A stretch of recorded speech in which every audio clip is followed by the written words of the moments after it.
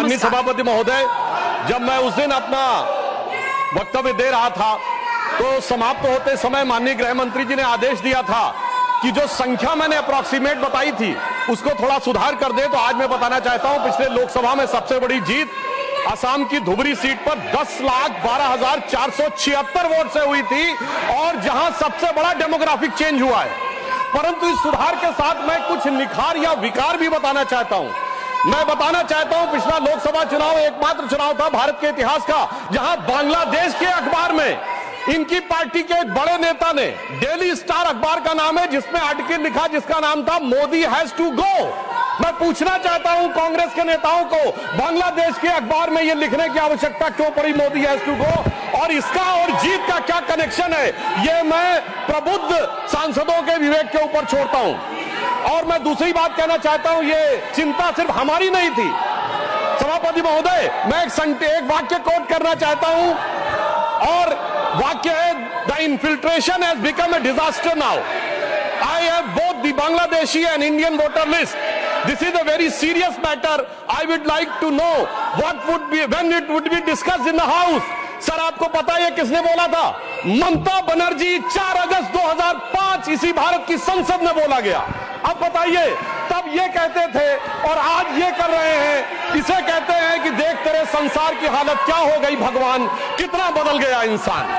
अब मैं यह भी कहना चाहता हूं, इसी भाव के अनुसार जो पूरे संसद का विचार था, जब माननीय गृह मंत्री जी सीए का विचार प्रस्ताव लाए तो उस समय पूरे देश में शाहीन बाग बनाने का प्रयास किया गया और नाना प्रकार के आरोप प्रत्यारोप लगाए गए कि अमुक को क्यों नहीं दिया जा रहा है, दूसरे को क्यों नहीं दिया जा रहा है। तो मैं बताना चाहता हूं, जो लोग हमसे उस समय पूछते थे कि सीए का लेजिस्लेशन जो होम मिनिस्ट्री लाई थी उसमें परसिक्यूशन क्यों नहीं दिख रहा था, तो मैं उनसे कहना चाहता हूं, अब तो कम से कम बांग्लादेश की घटनाओं के बाद माफी मांगनी चाहिए कि परसिक्यूशन नहीं दिखाई पड़ रहा था जिन लोगों को। उनके लिए मैं अटल जी की कविता की वो पंक्ति कोट करना चाहता हूं कि जिनके लाशों पर पग धरकर आजादी भारत में आई, वो अब तक है खाना बदोश, गम की काली आंधी छाई।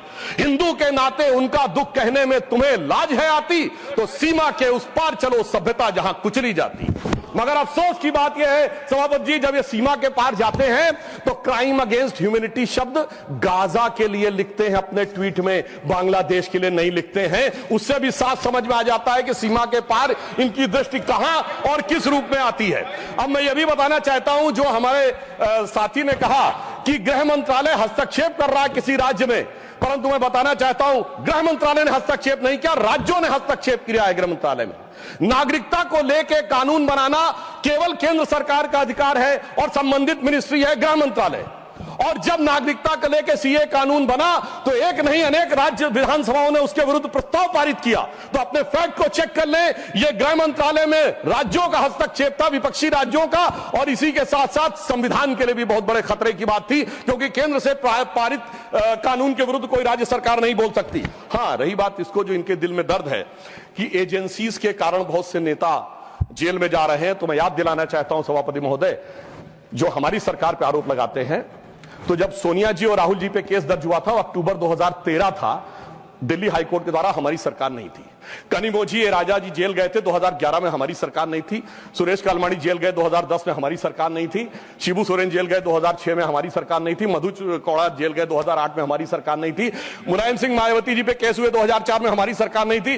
करुणानिधि जी जेल गए 2000 में, लालू यादव जी जेल गए 1997 में, झारखंड मुक्त मोर्चा रिश्वत काट 1994 में, और सर राजीव गांधी जी पे आरोप 87 में और एफआईआर 1990 में। मेरे भाई, हम लोग पढ़ाई की एज से प्रौढ़ावस्था में आ गए, आप लोगों को अंदर बाहर कोर्ट कचहरी का चक्कर काटते देखते हुए, और फिर 2014 के बाद की पर्ची हमारे नाम की फाड़ रहे हैं। मुझे लगता है ये बिल्कुल तथ्यों के विपरीत है। ईमानदारी से उनको आत्मावलोकन करने का प्रयास करना चाहिए, बजाय कि आरोप लगाने के ऊपर।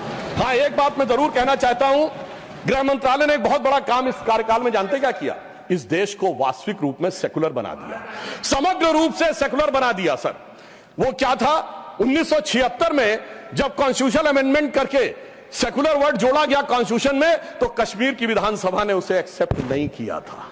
इसलिए इस देश में एक ही राज्य था जो संवैधानिक दृष्टि से सेकुलर नहीं था। सर 5 अगस्त 2019 को जब धारा 370 हटी तो यह वास्तविक अर्थों में पूरा देश सेकुलर हो गया। इसके लिए मुझे लगता है गृह मंत्रालय को बधाई दी जानी चाहिए।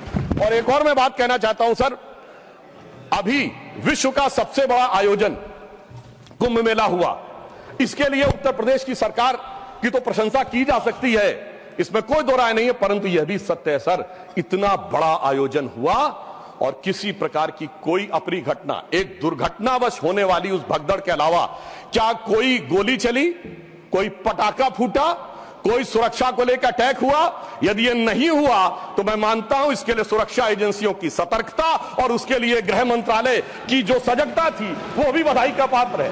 और वैसे मैं एक शब्द और कहना चाहूंगा सर, जो कुछ कुंभ मेले में दिखाई पड़ा था उसको कम से कम मैं निगेटिव बात न कह के एक पॉजिटिव बात कहना चाहूंगा।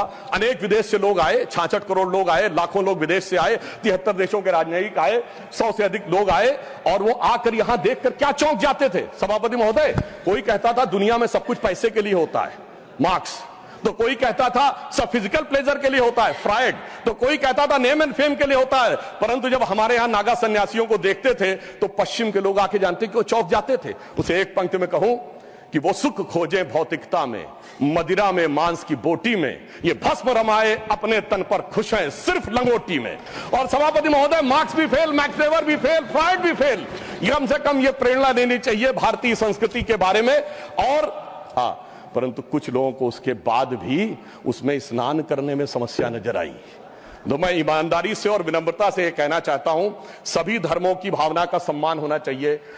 गंगा जल का सिर्फ सम्मान हमारे धर्म में नहीं है, काबा में भी एक आबे जमजम है और वहां के जल को भी वैसे ही पवित्र माना जाता है और माना जाता है कि उससे पाप कटते हैं। जब आप वेटिकन जाते हैं तो पोप भी आपके ऊपर जल छिड़कते हैं और कहते हैं this removes you from all the sin. मैं चुनौती से कहता हूं, इनमें से कोई किसी के बारे में बोल सकता है?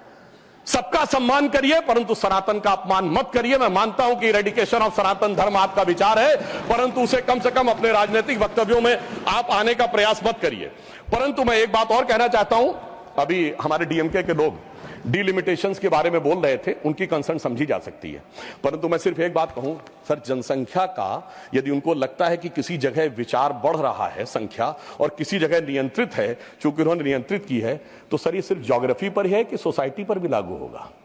अगर किसी समूह ने, धार्मिक समूह या मजहबी समूह की जनसंख्या बढ़ी है और दूसरे ने नियंत्रित किया है, सर वहां पर तो नहीं चर्चा होनी चाहिए, सिर्फ ज्योग्राफी पे होनी चाहिए, सोसाइटी पे नहीं होनी चाहिए। और मैं ईमानदारी से कहना चाहता हूं, यदि विचार जनसंख्या नियंत्रण का कानून लाने का समर्थन करिए तो मुझे लगता है इस विषय के ऊपर ईमानदारी से काम करने का प्रयास करना चाहिए। अब मैं एक और बात कहना चाह रहा हूं सर, टैक्स कहना चाह रहा हूं कि राज्यों का समन्वय भी केंद्र सरकार के गृह मंत्रालय के अंडर में आता है, परंतु राज्यों का समन्वय का विषय दोनों तरफ से होता है। राज्यों के ऊपर भी दायित्व है समन्वय का और केंद्र के ऊपर भी दायित्व है।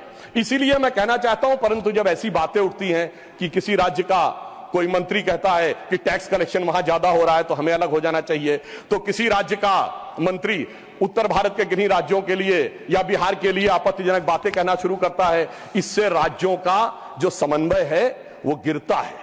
और मैं कहना चाहता हूं सर, समन्वय का सबसे दुखद उदाहरण था इसी संसद के एक सदस्य ने छत्तीसगढ़, राजस्थान और मध्य प्रदेश में हमारी जीत के बाद इस सदन के नहीं, दूसरे सदन के सदस्य ने यह शब्द बोला था कि भाजपा सिर्फ गोमूत्र वाले राज्यों में जीत सकती है। तो मैं उनको बताना चाहता हूं सर, जिनके की दिमाग में मैकाले और मार्क्स का वायरस भरा है, तो उन्हें बताना चाहता हूं कि गोमूत्र का anti bacterial, anti fungal, anti cancer के लिए मेडिसिनल पेटेंट है और पेटेंट का नंबर है 64100059। तो मैं कहना चाहता हूं कृपया जाके अपने मन से मैकाले और मार्क्स का मैल साफ करिए, तो राज्यों में समन्वय बहुत बेहतर ढंग से दिखाई पड़ेगा। और मैं अंत में सभापति महोदय, सिर्फ मैंने जहां से बात प्रारंभ किया था वहां पे बात को समाप्त करता हूं। एक उदाहरण देना चाहता हूं, एक फिल्म आई थी एक दौर में जिसका नाम था वेडनेसडे, जिसमें नसीरुद्दीन शाह जी ने एक आम आदमी का रोल किया था और उसमें एक सर डायलॉग था जिसमें वो कहते हैं कि जब व्यक्ति घर से निकलता है तो हर 1-2 घंटे के बाद उसकी पत्नी पूछती है ऑफिस पहुंच गए कि नहीं, चाय पी ली कि नहीं, खाना खा लिया कि नहीं, वापस आ रहे हो कि नहीं। तो उन्होंने कहा वो इसलिए नहीं पूछती कि वो जानना चाहती है चाय पिया कि नहीं, खाना खाया कि नहीं। वो दौर था जिसमें वो कह रहा है कि वो इसलिए पूछ रही कि वो जानना चाहती तुम जिंदा हो कि नहीं। क्योंकि वो दौर था इनकी सरकार का जिस जमाने में घर से आदमी निकलता था, उसने कहा लगता है जंग पे निकल रहा है, तो ऐसा प्रतीत होता था कि मानो वो कह रहा हो कि उजाले अपनी यादों के हमारे संग रहने दो, न जाने किस गली में जिंदगी की शाम हो जाए। मगर उस शाम के बाद जो सुबह हुई है हमारी सरकार आने के बाद, और जो गृह मंत्रालय ने किया है, वो पूरे देश को दिखाई पड़ता है। तो मैं अंत में सर सिर्फ ये कहना चाहूंगा, मैं ये मानता हूं कि हमारे गृह मंत्रालय ने जो काम किया है वो संवेदना, संकल्प, समन्वय और सुदृढ़ता के साथ किया है। मणिपुर जैसे विषयों के लिए पूरी संवेदना से काम किया है, कश्मीर जैसे विषयों के लिए संकल्प के साथ काम किया है, राज्यों के साथ समन्वय के लिए समन्वय की भावना से काम किया है, और आंतरिक सुरक्षा के लिए पूरी सुदृढ़ता के साथ काम किया है। और जब कठोर निर्णय लेने होते हैं और देश की सुरक्षा को लेकर कुछ कठोरता करनी होती, तो कुछ लोगों को थोड़ा कष्ट जरूर हुआ होगा। उनके प्रति संवेदना व्यक्त करते हुए मैं कहना चाहूंगा, मगर उनको कहने का हक नहीं है जिनके जमाने में तबाही का मंजर दिखा था। तो मैं माननीय गृह मंत्री जी की तरफ से और अपनी सरकार की तरफ से, माननीय प्रधानमंत्री जी की तरफ से सिर्फ एक पंक्ति कह के बात समाप्त करना चाहूंगा कि चमन को सींचने में पत्तियां कुछ गिर रही होंगी, यही इल्जाम हम पर लग रहा है बेवफाई का, मगर कलियों को जिसने रौंद डाला अपने हाथों से, वही दावा करे हैं चमन की रहनुमाई का। धन्यवाद।